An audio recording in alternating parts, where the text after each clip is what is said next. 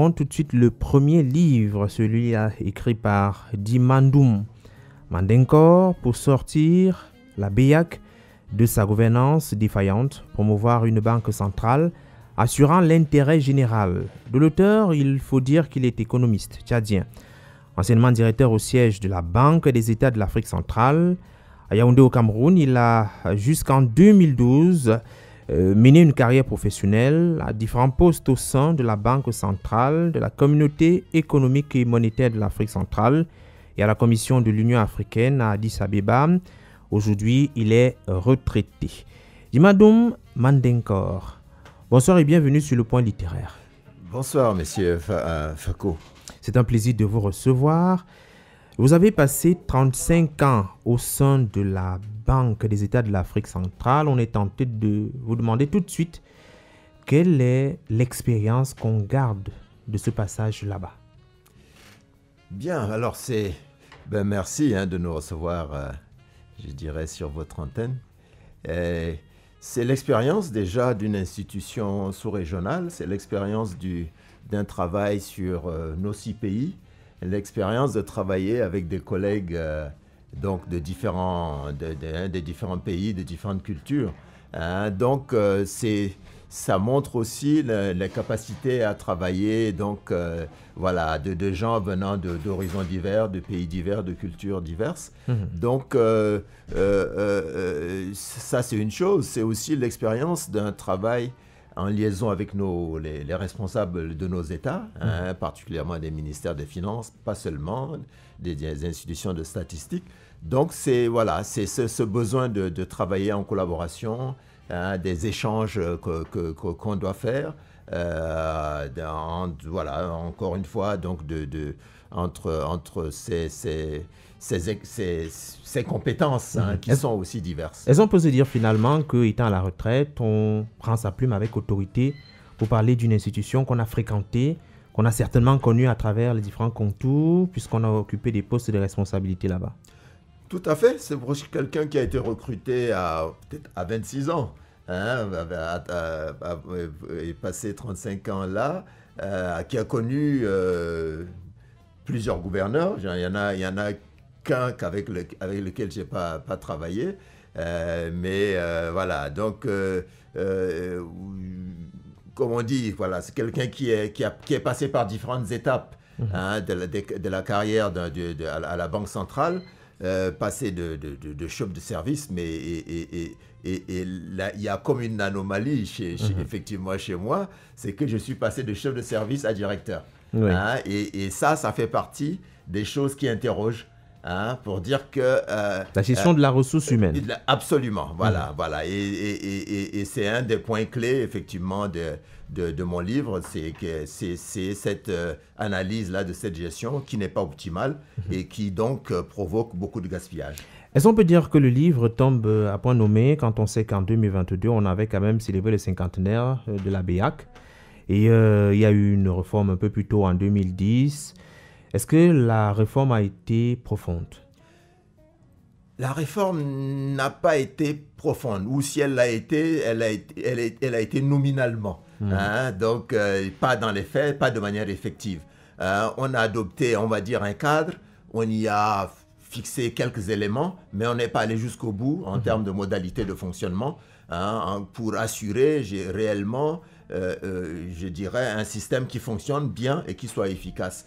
Et d'où pour moi ces dérives-là qui se sont perpétuées. Parce qu'une chose importante, vous mentionnez 2010 comme une année importante, c'est l'année de la réforme, mais c'est l'année aussi où un livre est apparu. D'ailleurs, un collègue d'ailleurs qui s'avère être un camarade de promotion, on est entrés ensemble en 84, il a écrit un livre, la Banque des États de l'Afrique centrale, une dérive prévisible. Dérive prévisible. Dérive prévisible. Et donc là, déjà, il évoque des dérives passées, mais pour montrer que ces dérives-là vont continuer, parce que dans le fond, le système de gouvernance n'a pas tout à fait été aménagé ou transformé pour favoriser la transparence qui a été recherchée par les chefs d'État lorsqu'ils ont fait les réformes de 2010. Et c'était un des points qui était clairement indiqué dans les directives, dans les textes adoptés en janvier 2010 par les 6 chefs d'État de la CEMAC. Il faut dire qu'un mot-clé quand même de votre titre, c'est les défaillances. Ça veut dire qu'en réalité, au niveau de la BEAC, on retrouve beaucoup de défaillances. Et vous citez d'ailleurs parmi la gestion de la ressource humaine. Qu'est-ce qui fait réellement un problème avec la gestion de cette ressource humaine qui peut être qualifiée, mais qui est mal utilisée finalement? Alors, vous savez, encore une fois, vous embauchez des personnes, il y a notamment des cadres supérieurs, mais pas seulement. Le nombre s'accroît, c'est accru depuis, je vais dire 2010, mais un peu avant. Mais donc des personnes avec des compétences importantes.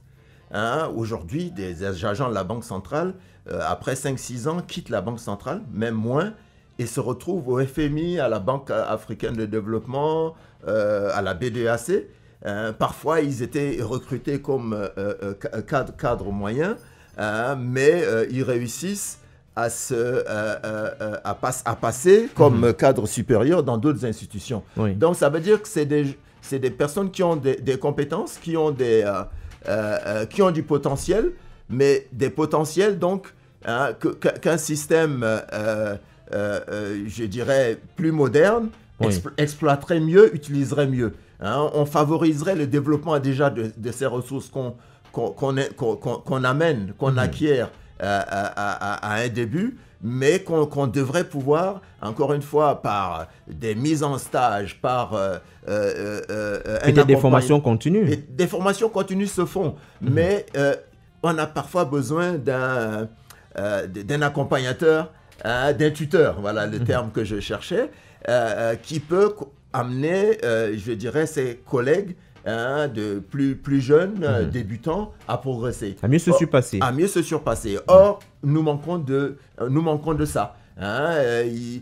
Nous avons un système où aujourd'hui, quand on évalue, mais ça ne date pas d'aujourd'hui, mais depuis peut-être 30 ans, on parle des systèmes d'évaluation du personnel.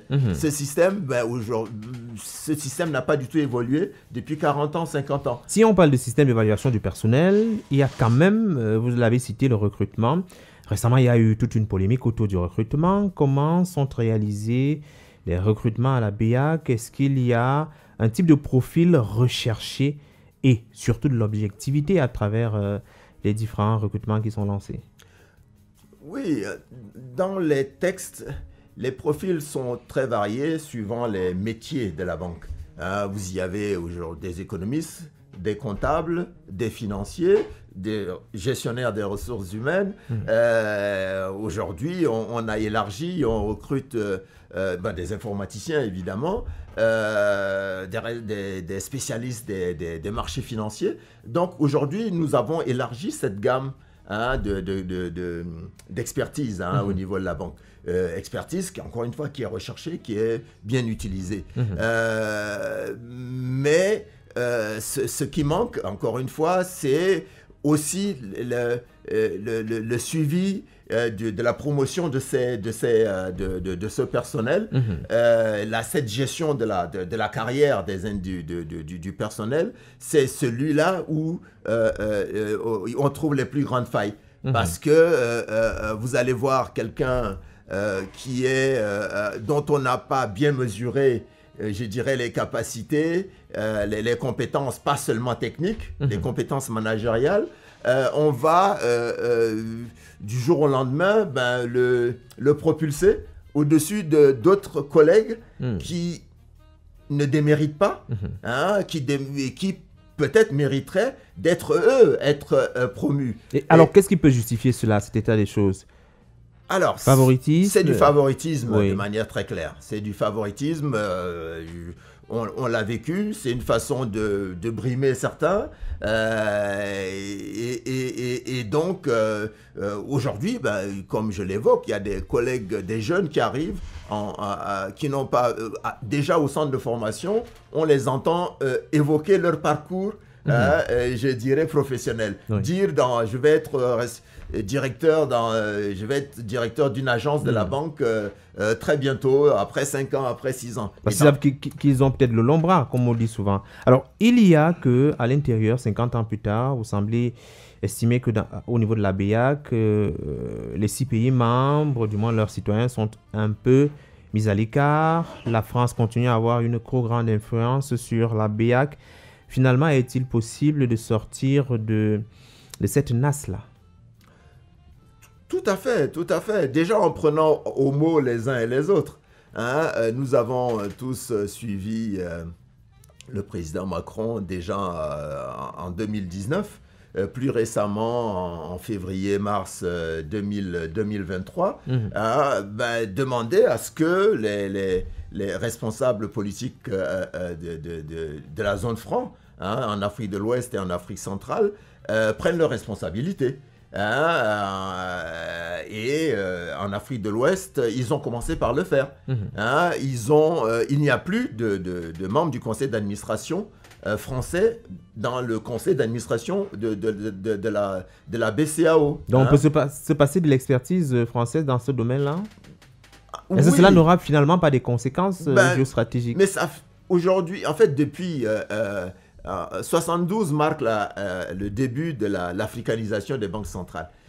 Et en 76, lorsque notamment la Banque centrale est venue s'installer au Cameroun, s'agissant de la BEAC, il restait quelques assistants techniques français, mais aujourd'hui, et ce depuis, on va dire, peut-être une vingtaine d'années, on n'a plus de personnel français auprès de nous. Donc, et dans tous les domaines, on peut voir des experts du FMI et d'ailleurs venir ponctuellement pour aider à acquérir de nouvelles qualifications. Mais fondamentalement, il n'y en a plus besoin. Donc, oui, encore une fois, en soi, aujourd'hui, vous avez toutes les banques centrales du monde travaillent, je dirais, avec un personnel propre à chaque pays. Alors, oui, finalement, est-ce que ce n'est que le personnel qui pose problème? Parce qu'on se rend bien compte qu'à l'intérieur, il y a des cadres qui bénéficient d'un certain nombre d'avantages qui ne sont pas forcément consignés dans les textes. On se rend bien compte qu'au niveau de la BEAC, on rachète les congés. Pourtant, c'est nécessaire pour les employés, pour leur santé, pour leur performance au travail. On se rend compte qu'il n'y a pas une certaine indépendance, encore moins une certaine transparence dans la gestion. Alors, finalement, quels sont les leviers sur lesquels il faut appuyer pour avoir ce que vous avez nommé comme une banque centrale assurant l'intérêt général? Moi, je pense qu'il faut déjà que les États effectivement jouent leur bon rôle en aidant à faire émerger les vraies compétences qu'il y a dans la sous-région. Et à tous les niveaux. Déjà, au niveau donc, du gouvernement, la banque aujourd'hui, ce gouvernement est de 6 membres. Gouverneur, vice-gouverneur, secrétaire général et 3 directeurs généraux. Faut organiser un recrutement qui s'effectue sur une base large, qui permette, encore une fois, de voir apparaître et de retenir les meilleurs d'entre nous. C'est pas tout à fait le cas parce que, in fine, alors que dans les textes même, s'agissant des membres du gouvernement, on dit que chaque pays, puisque depuis 2010, il y a une rotation des postes. Un jour, tous les 7 ans, le gouverneur change en changeant de pays. Et donc, chaque pays... En espérant que les gouverneurs ne soient pas nécessairement de la tribu du président des pays, parce que c'est également un autre problème que vous soulevez. Et ça, on ne peut le faire, on ne peut l'obtenir, encore une fois, que si on lance un appel à candidature, ou quelqu'un, si on considère qu'on retient l'idée que le poste de gouverneur est dédié à un pays, prenons un exemple très concret, le prochain gouverneur à compter de février devrait être centrafricain. Oui. Pour avoir le meilleur des centrafricains à ce poste, on devrait avoir lancé 6 mois avant un appel à candidature. Oui. Et de cet appel à candidature, en utilisant les services d'un agent, d'une société de recrutement réputée internationalement, on va faire le tri pour aboutir éventuellement à 3 ou 6 noms parmi les meilleurs. Et à ce niveau-là, maintenant, on peut demander à ce que les différents organes, d'abord le conseil d'administration, et puis les ministres et les chefs d'État in fine, se prononcent sur le meilleur de ceux qui ont été identifiés. Oui. Or, ce n'est pas le cas. Aujourd'hui, pour les 6 postes, chaque pays vient avec un nom. Hein? On ne sait pas comment. Je caricature, mais chacun vient avec un nom qui s'impose. Parce qu'on s'entend pour qu'on ne discute pas. On ne discute pas le candidat de l'autre. Oui. Donc, on peut amener n'importe qui, quasiment. Personne ne va vous le discuter. Et il entre en fonction. Oui. Hein, et voilà. Et donc, c'est ainsi qu'on peut se retrouver, effectivement, avec des performances qui ne sont pas les meilleures, attendues, quoi. Un autre problème que vous avez soulevé avec d'ailleurs beaucoup d'emphase, c'est que à la BEAC, on ne rend pas compte, on ne met pas à la disposition du grand public les informations nécessaires sur le déroulement des activités, sur les progrès effectués, peut-être un rapport annuel, et même les journalistes n'ont pas nécessairement accès à la bonne information, peut-être parce qu'ils ne s'intéressent pas à l'actualité, ou alors on ne met pas à leur disposition. Alors, finalement, au niveau de la communication et rendre compte, comment est-ce qu'on peut procéder pour booster un peu les performances de la BEAC? Bien, peut-être qu'on peut, et on a essayé de le faire, et participer à la formation des journalistes. On peut le faire. Il y a eu des activités qui ont été organisées. Ça devrait être bien plus, se faire de manière plus régulière. Mais au-delà, c'est que si vous allez, comme je l'ai dit, sur le site de la banque, tous les communiqués sont... c'est des communiqués très sibyllins, oui. Hein, où on ne dit pas grand-chose. Hein, sinon, on répète toujours que la conjoncture a évolué de telle façon, mais on ne va pas dans les détails sur certains aspects on des devrait choses. être un peu plus exhaustif. Un peu plus. Oui. Et pareil, dans les rapports d'activité, on devrait, je dirais, donner plus de détails sur les budgets, les structures, sur... Pourquoi pas sur les salaires? Et aujourd'hui, les salaires des gouverneurs sont affichés. Hein, l'évolution des salaires des gouverneurs est évoquée dans le bulletin, dans le rapport annuel des grandes banques centrales. Hein. Alors, si on veut se mettre à adopter les standards internationaux, c'est ça qu'on affiche. Hein, on va adopter les standards nationaux. Les standards nationaux, c'est ça. Un autre point, c'est sur par exemple les voyages, les déplacements, les dépenses de manière ordinaire. Aujourd'hui, les grandes banques centrales, vous avez l'agenda du gouverneur qui est indiqué. Qui il reçoit.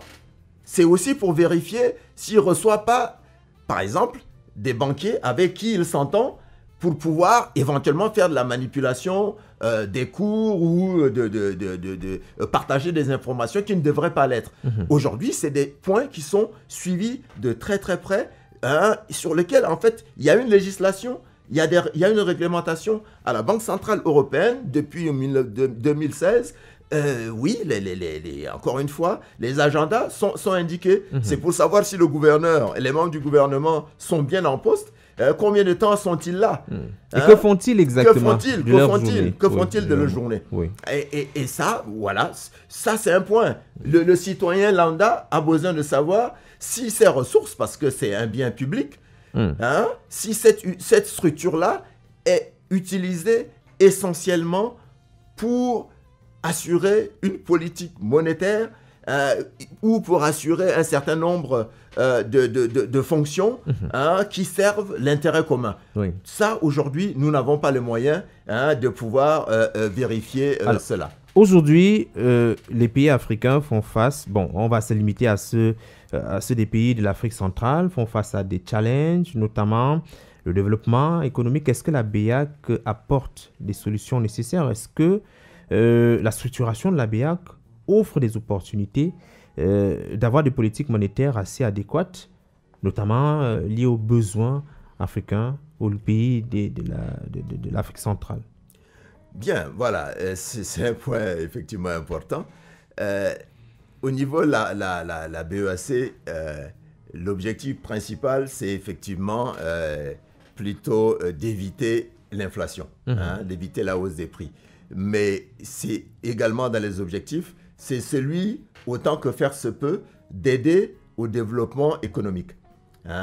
Et ça peut se faire éventuellement de manière directe en imaginant les meilleures solutions de financement ou le type de financement que la Banque centrale peut faire et qui peut aider à ce développement.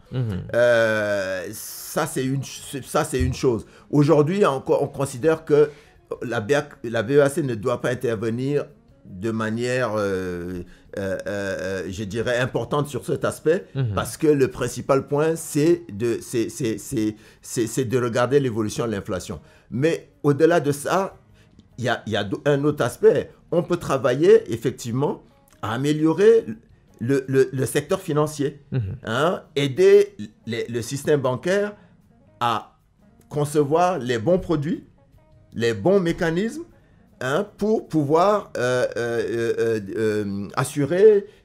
accorder des crédits à leurs clients. Il y a d'autres aspects sur lesquels la Banque centrale peut intervenir, mais qui malheureusement, parce qu'on n'est pas suffisamment concentré sur nos activités, on perd ainsi le moyen de soutenir, j'ai dit par exemple, le développement du secteur de la microfinance. On a vu par exemple en Afrique de l'Ouest, qui est notre voisin le plus immédiat, on a vu des gros efforts se faire assez rapidement et la situation globale s'améliorer avec notamment donc des consommateurs qui, où qu'ils soient, peuvent facilement accéder à un service bancaire. Aujourd'hui, on n'y est pas encore. Hormis le Cameroun qui a un secteur de la microfinance assez élargi, il y a des pays où il y a à peine 2, 3, 4, 5 structures de microfinance. Ça veut dire que c'est faisable, c'est possible. Dimandum Mandencor, nous avons bien conscience de n'avoir pas tout dit autour de votre livre, mais il y a une autre plateforme, évidemment, qui sera propice pour élargir les débats. Vendredi prochain, la présentation du livre au niveau du Salmon, de la salle Salmon Standemona à Yaoundé. Alors finalement, vous allez rediscuter et réévaluer la possibilité, d'ailleurs, comme solution, redonner à la BEAC son caractère communautaire. C'est important, c'est une mission que se donne le livre. Sortie de la zone du franc CFA, construire l'union monétaire, sortie de la zone du franc CFA, objectif possible? Possible et que ce sont fixés sans trop de détails, effectivement, peut-être nos chefs d'État, mais eux, ils ont missionné le gouverneur de la Banque centrale et le président de la commission de la CEMAC, de leur présenter un rapport avec effectivement la voie à suivre pour sortir de la zone franc ou pour faire évoluer l'union monétaire. La dernière réunion des chefs d'État, c'est en mars. C'était en mars 2023, en considérant dans un bref délai que ce comité revienne vers eux. Nous sommes à 2 mois de mars, donc ça va faire bientôt 1 an. Et on pourra faire le bilan. Voilà, donc en tout cas pour l'instant, on n'a aucune indication sur ce qui est en train de se faire et surtout si un projet de feuille de route est en train d'être élaboré pour atteindre cet objectif. D'accord. Alors, on peut avoir les livres, on l'espère, partout, c'est possible? Partout, en attendant, partout pas encore, mais en principe, effectivement, les principales librairies du Cameroun, Saint-Paul qui est en face de nous ici, la librairie Le Peuple Noir et d'autres devraient pouvoir, ou à Douala, la FNAC, la FNAC qui est installée là-bas, devraient pouvoir recevoir les livres. Je pense que ce n'est que depuis le début du mois de janvier qu'effectivement cet effort est en train d'être fait par l'éditeur, mais déjà dans le cadre de la dédicace de vendredi, il y aura un premier lot de livres qui sera disponible. Alors Dimandoum Mandencor, merci d'être passé à la radio, merci d'avoir répondu aux questions du point littéraire.